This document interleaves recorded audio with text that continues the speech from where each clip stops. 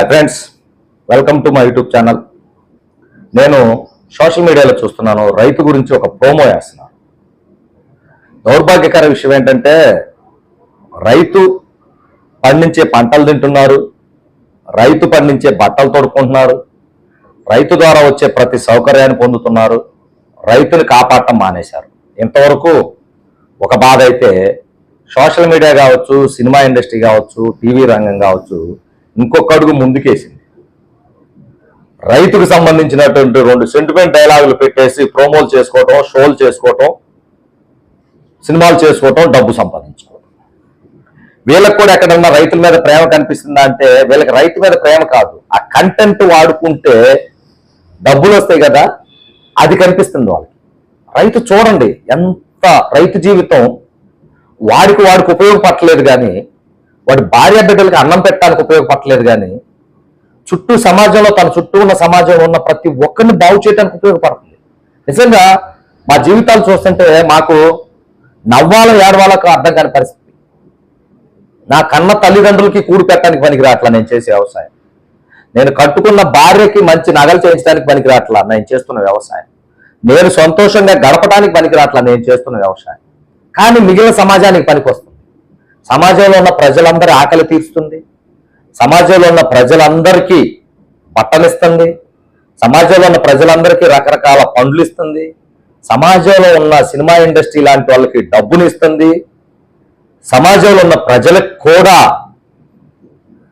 హాస్యాన్ని అందిస్తుంది మా జీవితం. నిజంగా గర్వపడాలో బాధపడాలో అర్థం. ఒకరి జీవితం, ఒక రైతు జీవితం ఇన్ని వర్గాలకి డబ్బుకి డబ్బు, కడుపుకి కడుపు నింపుతూ ఆనందానికి ఆనందాన్ని ఇస్తుందంటే, పోనీ మా శవాలు, మా సావులు కూడా మిమ్మల్ని సంతోషపెట్టడానికి ఉపయోగపడుతున్నాయంటే మనసు పూర్తిగా మేము దానికి సిద్ధంగా ఉన్నామని చెప్పేసి ఈ వీడియో ముఖంగా తెలియజేస్తున్నాం. కానీ ఒక్క విషయంలో బాధ అనిపిస్తుంది. ఈ మీడియాలు కావచ్చు, సినిమా ఫీల్డ్ కావచ్చు, జెన్యూన్ రైతు సమస్యలు కనుక తీసుకొని వెళ్తే బాగుండేది. నిజంగా సమాజంలో రైతు ఎదుర్కొంటున్న సమస్యలు తీసుకొని వెళ్తే బాగుండేది. వాటిని తీసుకెళ్తారు. ఏదో వాళ్ళు ఒక కథను అనుకొని దానికి కథనాలు రంగరించుకొని నిజంగా రైతు పడుతున్న బాధను పక్కన పెట్టి ఏదో కొద్దిగా గుమ్మడికాయ గింజంతా మా జీవితాన్ని అందులో రంగరించి మిగిలిన దాన్ని మొత్తాన్ని గాలికి వదిలేసి ప్రశాంతంగా కోట్లాది రూపాయలు సంపాదించుకుంటున్నాం.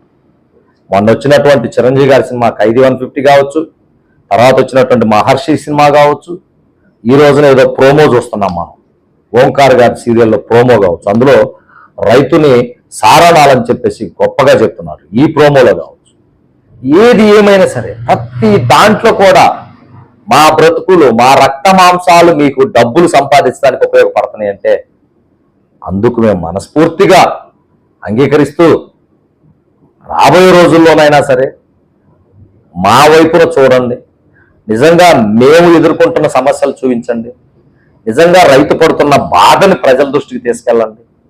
ఆ రోజున రైతును కాపాడిన వారు అవుతారు తప్పితే మీ డబ్బు కోసం, మీ స్వార్థం కోసం, మీ టీఆర్పీ రేటింగ్ కోసం మా బ్రతుకుల్ని మీరేదో ఉద్ధరించే విధంగా చేస్తూ మమ్మల్ని మరీ సమాజంలో ఎక్కడ కావాలంటే అక్కడికి దిగజార్చేలా చేస్తున్న మీడియాకి, సినిమా ఇండస్ట్రీ అందరికీ మనస్ఫూర్తిగా ధన్యవాదాలు తెలుపుతూ, ఏది ఏమైనా కవ్వొత్తిలా మేము కరిగిపోతున్నా, అప్పుల ఊబిలో మేము ఆత్మహత్యల వైపు వెళ్తున్నా, మా జీవితాలు సమాజంలో ఉన్న అందరికీ ఆనందాన్ని, డబ్బునిస్తున్నాయంటే ఆ రకంగా మేము తృప్తి పడుతూ మనస్ఫూర్తిగా వ్యవసాయం నుంచి నిష్క్రమించడానికి సిద్ధంగా ఉన్నా. రాబోయే రోజుల్లో రైతు బాధల్ని ఎలాగైతే మీరు ఈ సినిమాల్లో, వీడియోలో చూపించుకుంటున్నారో, తదుపరి కాలంలో రైతు వాడు లేకపోతే ఎలా ఉంటాయో బాధలు, అవి కూడా చూపించుకునే రోజు ముందుందని, ఆ రోజు తొందరలోనే రావాలని మనస్ఫూర్తిగా కోరుకుంటూ, జై జవాన్, జై కిసాన్, జై